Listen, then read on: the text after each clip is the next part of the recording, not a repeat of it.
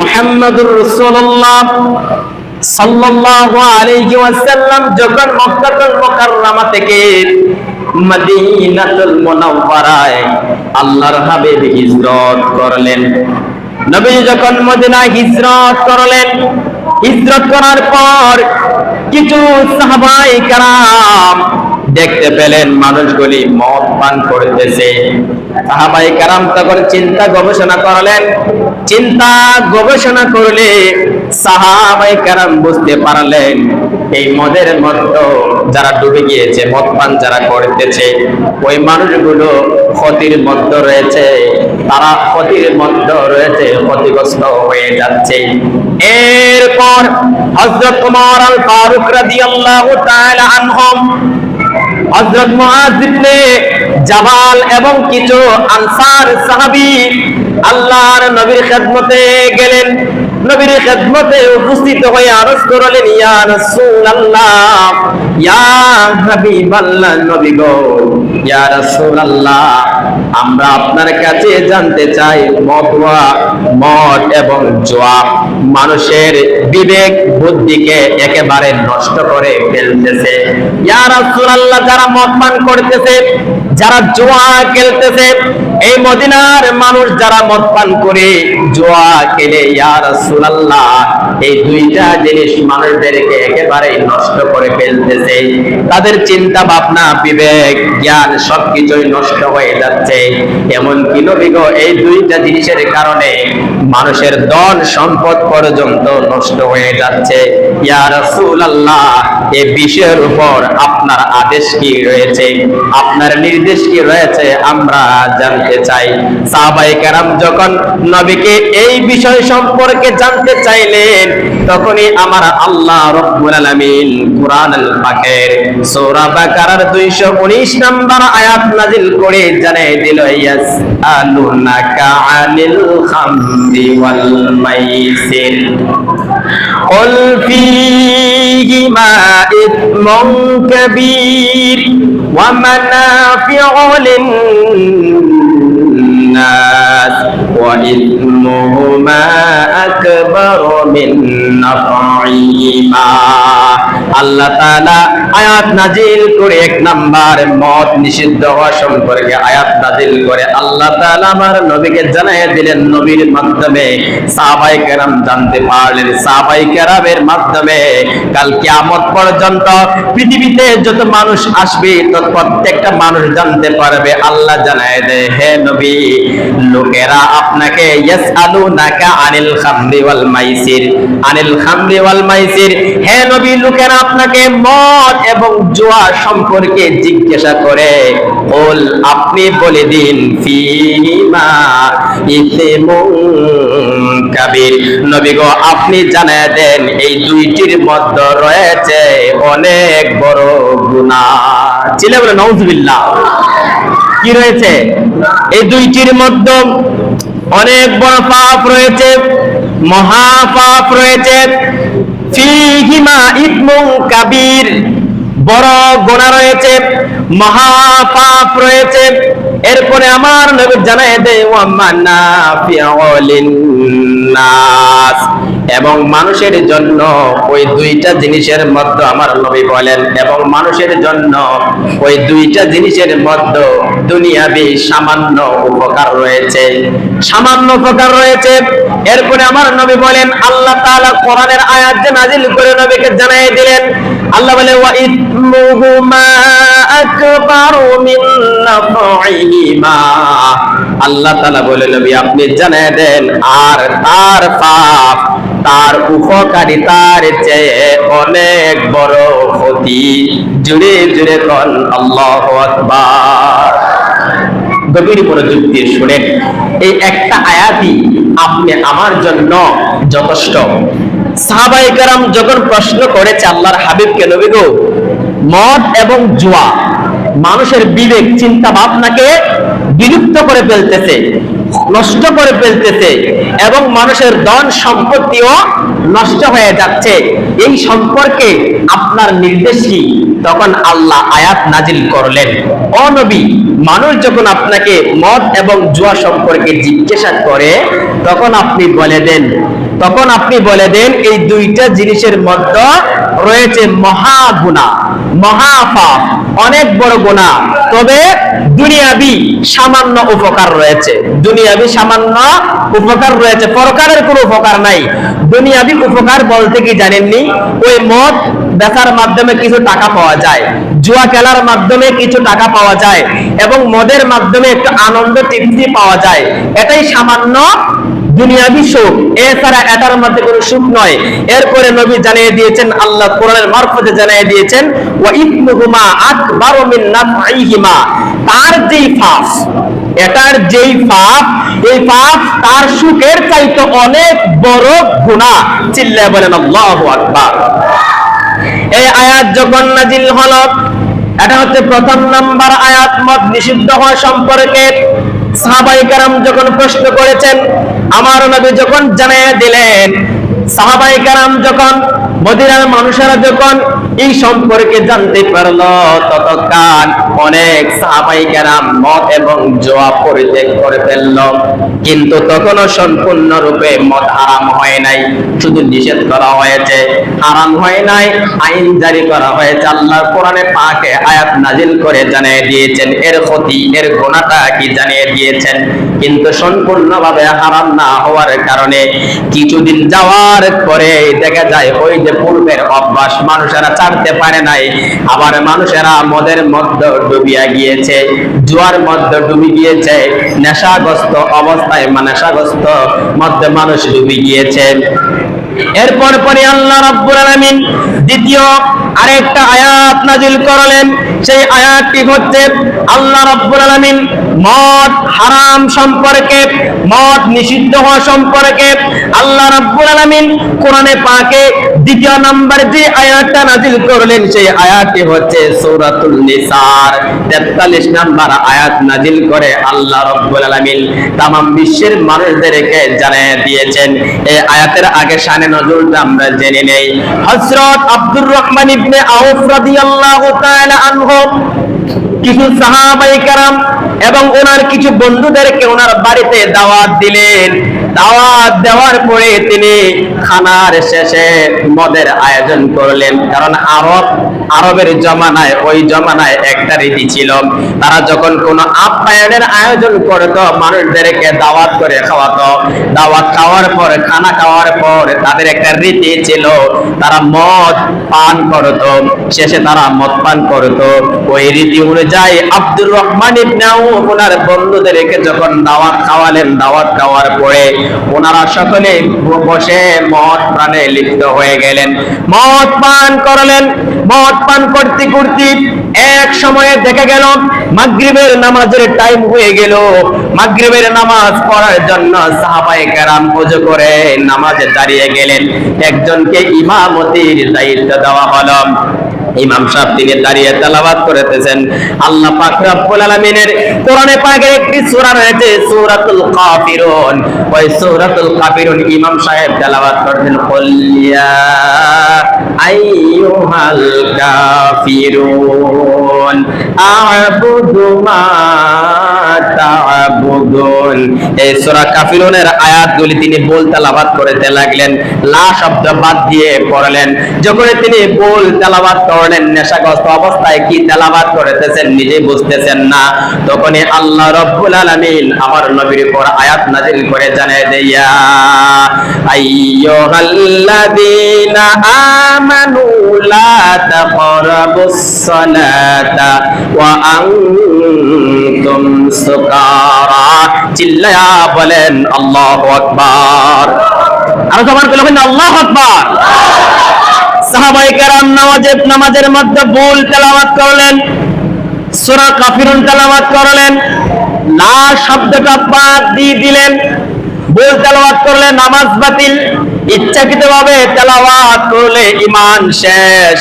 সাহাবায়ে কেরাম যখন মূল তেলাওয়াত করলেন, আমার আল্লাহ আয়াত নাজিল করে জানায় দিল, ইয়া আইয়ুহাল্লাযীনা আমানু, হে ঈমানদারগণ, হে মুমিনগণ, লা তাকরাবুস সালাত, তোমরা নামাজের দ্বারে কাছেও যেও না, ওয়া আনতুম সুকারা, নেশাগ্রস্ত অবস্থায়। আল্লাহু আকবার বলেন। কি অবস্থায়? নেশাগ্রস্ত অবস্থায়। আল্লাহ পাক মদ নিষিদ্ধ হওয়া সম্পর্কে 2 নাম্বার সূরা নিসার 43 নাম্বার আয়াত নাজিল করে জানায় দিলেন, হে ঈমানদারগণ, হে মুমিনগণ, নেশাগ্রস্ত অবস্থায় তোমরা নামাজের দ্বারে কাছেও যেও না। এই আয়াত যখন নাজিল হইল, নাজিল হওয়ার পর সাহাবায়ে কেরামদেরকে যখন আমার নবী জানিয়ে দিয়েছেন, জানানোর পরপরই দেখা যায় অসংখ্য অগণিত সাহাবায়ে কেরাম নেশা বাদ দিয়ে দিয়েছেন, মদ পান করা বাদ দিয়ে দিয়েছেন। কিন্তু তখনও সম্পূর্ণরূপে মদ হারাম ঘোষণা হয় নাই। সম্পূর্ণরূপে মদ হারাম না হওয়ার কারণে সাহাবায়ে কেরাম আবার ওনারা মদ পান করতে আরম্ভ করে দিলেন। আল্লাহ পাক সর্বশেষ 3 নাম্বার আয়াত নাজিল করে ডাইরেক্টলি মদকে একেবারে নিষিদ্ধ, একেবারে হারাম করে দিয়েছেন। আল্লাহ রাব্বুল আলামিন সূরা মাইদার 90 নাম্বার আয়াত নাজিল করে সম্পূর্ণরূপে মদকে হারাম করে দিয়েছেন। আল্লাহ পাক রব্বুল আলামিন সূরা মাইদার 90 নাম্বার আয়াত কেন নাজিল করলেন, আসুন আমরা জেনে নেই। হযরত আকবান ইবনে মালিক রাদিয়াল্লাহু তাআলা আনহু তিনি কয়েকজন সাহাবীকে ওনার বাড়িতে দাওয়াত দিলেন। দাওয়াত দেওয়ার পরে ওই দাওয়াতের মধ্যে অংশগ্রহণ করেছিলেন হযরত সাদ ইবনে আবি ওয়াক্কাস রাদিয়াল্লাহু তাআলা আনহু। তিনিও ওনারা দাওয়াত গ্রহণ করেছেন, ওনার বাড়িতে এসেছেন। যখন খাওয়া দাওয়া শেষ হয়ে গেল, খাওয়া দাওয়া শেষ হওয়ার পরে আরবের একটা রীতি ছিল, দাওয়াত খাওয়ার পরে তারা একটা প্রতিযোগিতা করত। মদ পান করে, শরাব পান করে তারা কবিতা আবৃত্তি করত। প্রত্যেকেই তার বংশধর নিয়ে কবিতা আবৃত্তি করত, প্রত্যেকেই তার বংশ মর্যাদার কবিতা আবৃত্তি করত। ওই দিক দিয়ে দেখা যায় যখন হযরত আকবান ইবনে মালিক তিনি দাওয়াত দিলেন, ওইখানে যখন হযরত সাদ ইবনে আবি ওয়াক্কাস রাদিয়াল্লাহু তাআলা তিনি আসলেন, মদ পান করার পরে প্রত্যেকে নিজেদের বংশ মর্যাদা নিয়ে কবিতা আবৃত্তি করতে লাগলেন। এক সময় দেখা যায় হযরত সাদ ইবনে আবি ওয়াক্কাস রাদিয়াল্লাহু তাআলা আনহু তিনি একটা কবিতা আবৃত্তি করলেন এবং আনসার সাহাবায়ে কেরামদেরকে তিনি দুষতে আরম্ভ করে দিলেন এবং নিজের বংশ মর্যাদা তিনি প্রশংসা করতে লাগলেন। ফলে একজন আনসার সাহাবী ওনার এই কবিতা আবৃত্তি সহ্য করতে না পেরে একটা হুটের গন্ড দেশ নিয়া হার নিয়া সাদ ইবনে আবি ওয়াক্কাস রাদিয়াল্লাহু তাআলা আনহুর মাথার মধ্যে ছুঁড়ে মারলেন। মাথার মধ্যে যখন উটের হাড় চুরে মেরেছেন, সঙ্গে সঙ্গে সাদ ইবনে আবি ওয়াক্কাসের মাথাটা পেটে যায়। মাথাটা পেটে যাওয়ার পরে মারাত্মকভাবে তিনি আহত হয়ে যান। ফলে হযরত সাদ ইবনে আবি ওয়াক্কাস তিনি আল্লাহর নবীর দরবারে গেলেন। নবীর দরবারে গিয়ে ওই আনসার সাহাবীদের বিরুদ্ধে তিনি অভিযোগ করলেন। ওই সময় আল্লাহর হাবিব মুহাম্মদ সাল্লাল্লাহু আলাইহি ওয়াসাল্লাম বুঝতে পারলেন সাহাবায়ে কেরাম, ওই আনসার সাহাবীরা, মক্কা মদিনার মানুষেরা যেইভাবে নেশাগ্রস্ত অবস্থায় তারা মাতাল হয়ে যায়, মাতাল হয়ে যে অবস্থা কাণ্ড ঘটায়, কোন সময় কোন ঘটনা ঘটে যায় বলা যায় না। ওই সময় আল্লাহর নবী ওই অবস্থা দেখে তিনি আল্লাহর কাছে দোয়া করেছেন, আল্লাহুম্মা বায়্যিন লানা ফিল খামরি বায়ানান শাফিয়ান, হে আল্লাহ মদ পান সম্পর্কে আমাদেরকে একটি পরিষ্কার বর্ণনা দাও, আমাদেরকে পরিষ্কার একটি বিধান দাও। তখনই আল্লাহ রাব্বুল আলামিন সূরা নিসার 90 নম্বর আয়াত নাজিল করে জানিয়ে দিলেন, ইয়া আইয়ুহাল্লাযীনা আমানু ইন্নামাল খামরু ওয়াল মাইসির ওয়াল আনসাবু ওয়াল আজলাম রিজসুম মিন আমালিশ শাইতান ফাজতানিবুহু লাআল্লাকুম তুফলিহুন। চিল্লা বলতে হবে সুবহানাল্লাহ। আল্লাহ রাব্বুল আলামিন 3 নাম্বার বিধান 3 নম্বর আয়াত সূরা মাইদার 90 নম্বর আয়াত নাজিল করে মদকে সম্পূর্ণরূপে হারাম করে দিয়েছেন। আল্লাহ বলে, ইয়া আইয়ুহাল্লাযীনা আমানু, হে ঈমানদারগণ, হে মুমিনগণ, ইন্নামাল খামরু ওয়াল মাইসির ওয়াল আনসাব ওয়াল আজলাম, নিশ্চয় মদ, জুয়া, প্রতিমা, দেবী এবং বাক্য নির্ধারক তীরসমূহ তো রিজসুম মিন আমালি শাইতান, নাপাক শয়তানের কর্ম। আল্লাহু আকবার বলেন। কার কর্ম বলেছেন? মদ, জুয়া, প্রতিমা, প্রতিমা বুঝেননি? দেব দেবী, দেব দেবী প্রতিমা এবং ভাগ্য নির্ধারক। আমরা অনেকে আছে, এখানে কয়েকটা বিষয় বলা হয়েছে, সবকিছু হচ্ছে শয়তানের কর্ম। সুতরাং ফাজতানিবুহু লাআল্লাকুম তুফলিহুন, সুতরাং তোমরা তা পরিহার করো যাতে তোমরা সফল হতে পারো। যদি সফল হতে চাও তাহলে তোমরা এগুলা পরিত্যাগ করো।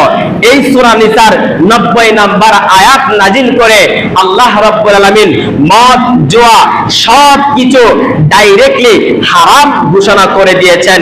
চিল্লায়ে বলেন আল্লাহু আকবার। এবার দেখেন, মদ, জুয়া, প্রতিমা, দেবদেবী, আর এখানে একটা হচ্ছে ভাগ্য নির্ধারক। আমরা অনেক মানুষ আছে নিজেদের ভাগ্য দেখাই কিনা, অনেক আছে গণনা করে, আছে না নাই? গণক, এই গণকের কাছে নিজের ভাগ্য চাওয়া, আমার কি হবে, এগুলো ডাইরেক্টলি হচ্ছে হারাম। ডাইরেক্টলি কি এগুলো হারাম। কোন মানুষ আপনার ভাগ্য পরিবর্তন করতে পারবে? বলেন, ভাগ্য পরিবর্তন কোন মানুষ করতে পারে? আমার কপালে কি আছে না আছে কোন মানুষ বলে দিতে পারে? সবকিছু করতে পারে কে? আওয়াজ দিয়ে বলো, সবকিছু করতে পারে কে? আল্লাহ সবকিছু করতে পারেন। আল্লাহ আমার ভাগ্য ভালো মন্দ সবকিছুই আল্লাহর হাতে রয়েছে, কোন মানুষের হাতে নয়। এই 3 নম্বর আয়াত সূরা নিসার 90 নম্বর আয়াত নাজিল করে আল্লাহ রাব্বুল আলামিন মদকে ডাইরেক্টলি হারাম করে দিয়েছেন। এবার আসুন হাদিসে পাকের মধ্যে নবী করিম সাল্লাল্লাহু আলাইহি ওয়াসাল্লাম কি বলেছেন। আল্লাহর হাবিব হাদিসে পাকের মধ্যে কি বলেছেন? আন আয়েশা রাদিয়াল্লাহু তাআলা আনহা أنها قالت قال رسول الله صلى الله عليه وسلم كل شراب أسكر فهو حرام। হযরত মা আয়েশা সিদ্দিকা রাদিয়াল্লাহু তাআলা আনহা থেকে বর্ণিত, আল্লাহর হাবিব মুহাম্মদ সাল্লাল্লাহু আলাইহি ওয়াসাল্লাম ইরশাদ করেছেন, প্রত্যেক নেশা সৃষ্টিকারী পানি হারাম। প্রত্যেক নেশা, এখানে শুধু মদকে বলা হয় না, প্রত্যেকটা নেশা সৃষ্টিকারী, যেটা নেশা সৃষ্টি হয়, যে বস্তু খেলে, যে জিনিস খেলে নেশা হয়ে যায়, ওই নেশা জাতীয় জিনিস ডাইরেক্টলি কি আওয়াজ, ডাইরেক্টলি কি হারাম। এরপরে আসুন দ্বিতীয় নাম্বার আরেকটা হাদিস আমরা জেনে নেই। আন ইবনে আব্বাস রাদিয়াল্লাহু তাআলা আনহু أن رسول الله صلى الله عليه وسلم قال إن الله حرم الحمر والميسر والكوبة। হযরত ইবনে আব্বাস রাদিয়াল্লাহু তাআলা আনহু তিনি বর্ণনা করেন, আল্লাহর হাবিব মুহাম্মদ সাল্লাল্লাহু আলাইহি ওয়াসাল্লাম ইরশাদ করেছেন, নিশ্চয় আল্লাহ তাআলা মদ পান করা, জুয়া খেলা এবং দুল তবলা বাজানো হারাম করে দিয়েছে। এখানে দেখেন কয়েকটা বিষয় উল্লেখ করা হয়েছে। 1 নম্বরে হচ্ছে মদ পান করা, 2 নম্বরে হচ্ছে জুয়া খেলা, 3 নম্বরে হচ্ছে ঢোল তবলা বাজানো। আমরা দেশে কিন্তু দেখবেন অনেক মানুষের ঢোল তবলা বাজায় কি বাজায় না? আওয়াজ বাজায় কি বাজায় না? এটা তো আমার মুখের কথা নয়, হযরত ইবনে আব্বাস রাদিয়াল্লাহু তাআলা বর্ণনা করেছেন, নবী করিম সাল্লাল্লাহু আলাইহি সাল্লামের জবান মোবারকের কথা। আহমদ শরীফের হাদিস, মিশকাত শরীফের হাদিস, এই দুইটা কিতাবের মধ্যে হাদিস কেন এসেছে? আল্লাহর হাবিব বলেছেন মদ পান করা হারাম, জুয়া খেলা হারাম এবং ঢোল তবলা বাজানো কি হারাম। তো যেই জিনিসটা বাজানো হারাম, ওই জিনিসটা যেই জিনিসের মধ্যে লাগানো হয় ওই জিনিসটা হারাম হয়ে যায়। ওই জিনিসটা কি হয়ে যায়? কথা বলেন, ওই জিনিসটা কি হয়ে যায়? এবার আপনারা বুঝবেন না, আপনাদেরকে বুঝাই। একটু আগে আমি আপনাদেরকে বলেছিলাম যে ব্যক্তি মদ বানায়, যে ব্যক্তি মদ, নবী করিম সাল্লাল্লাহু আলাইহি ওয়াসাল্লামের হাদিস, যে ব্যক্তি মদ বানায় এবং ওই মদ যে ব্যক্তি বহন করে, বহন বোঝেননি, যে ব্যক্তি নিয়ে যায় এবং যে বিক্রি করে এবং যে খরিদ করে, যে কিনে এবং যে পান করে এবং ওই মদের টাকা যেই কাজে লাগানো হয়, প্রত্যেকটা জিনিসই হচ্ছে হারাম। প্রত্যেকটা জিনিসই কি হারাম, প্রত্যেকটা জিনিসই হারাম। তো নবী করিম সাল্লাল্লাহু আলাইহি ওয়াসাল্লামের হাদিস অনুযায়ী ঢোল তবলা বাজানো কি হারাম। তো ঢোল তবলা যদি কোনো বিয়ে শাদীতে বাজানো হয়, ওই বিয়ে শাদীটা হচ্ছে হারাম। ওই বিয়ে শাদী কি আওয়াজ, ওই বিয়ে শাদী কি নাকি আরাম?